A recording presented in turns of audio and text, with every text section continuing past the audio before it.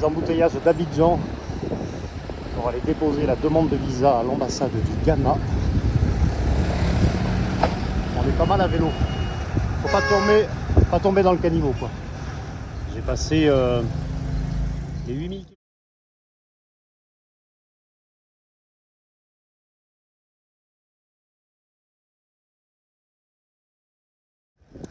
Allez, il faut bien quitter Abidjan et ce petit quartier tranquille de Riviera 3.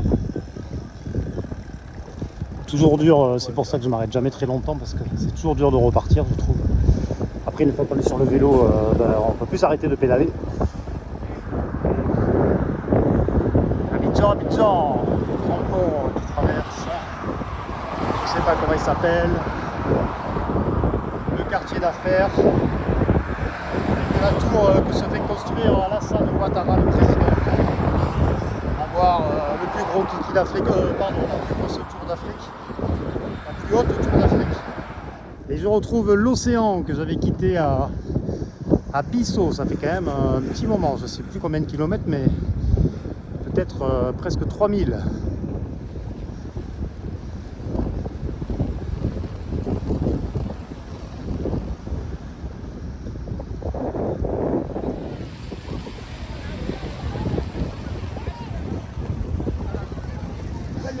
Allez, journée où je devrais arriver au Ghana, départ matinal, car il faut que je compose avec la marée. Pour un cycliste, c'est bien la première fois que ça m'arrive. Ils aiment le Paris Saint-Germain ici, un paquet de résidences de luxe dingue.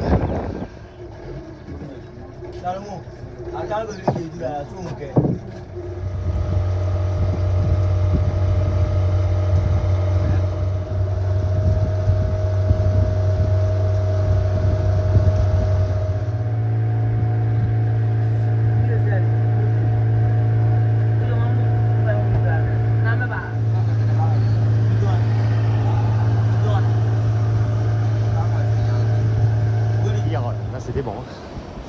Là je vais au Ghana quoi. Là j'y croyais pas trop.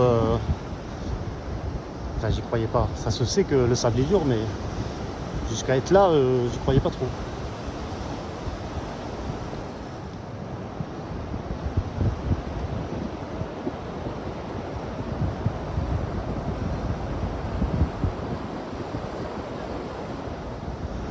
Pêcheurs qui tirent les filets. Il faut de la main d'œuvre. Encore là, il n'y en a pas beaucoup, mais tout à l'heure, ils étaient une vingtaine au moins.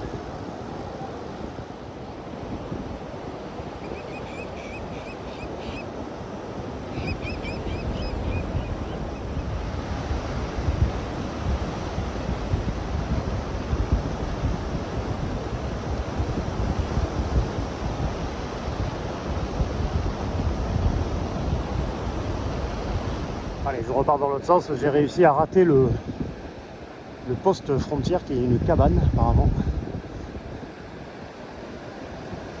Allez, je suis au Ghana. Génial. Passage de frontière avec que des officiers hyper sympas.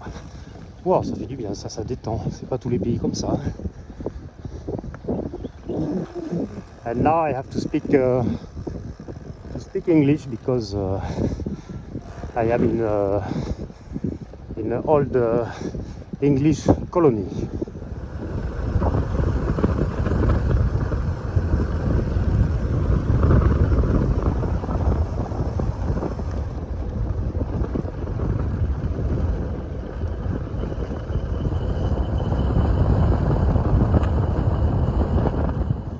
Autant j'ai des sections de route où des fois c'est défoncé comme en Guinée-Bissau au début là, puis après en Guinée-Conakry bien sûr. Ah oui, ben là-bas ça va un peu changer. Et sinon c'est super hein.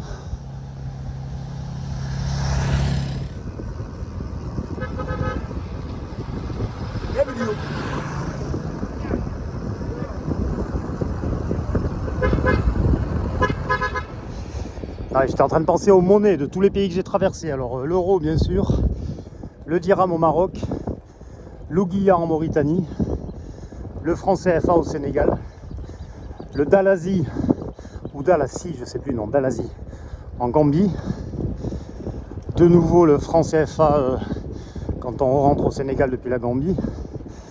Ensuite le franc CFA en Guinée-Bissau. Ensuite en Guinée-Conakry, le franc guinéen, où là tu es hyper riche parce que pour 400 € tu as une liasse qui fait 12 cm d'épaisseur. Tu es millionnaire de suite. Et ensuite on repasse au franc CFA en Côte d'Ivoire. Ici en Ghana c'est le cedi. Et au Togo et au Bénin je repasse au franc CFA. Oh, ouais. Ça me plaît ce Ghana. Hein. Je vais aller dormir un peu dans la forêt là-bas, je crois.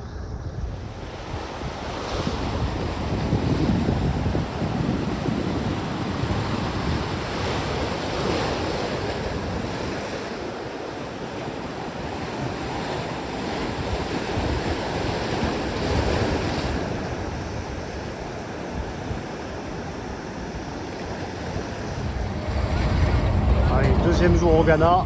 Là, on me l'avait dit, l'ambiance va changer.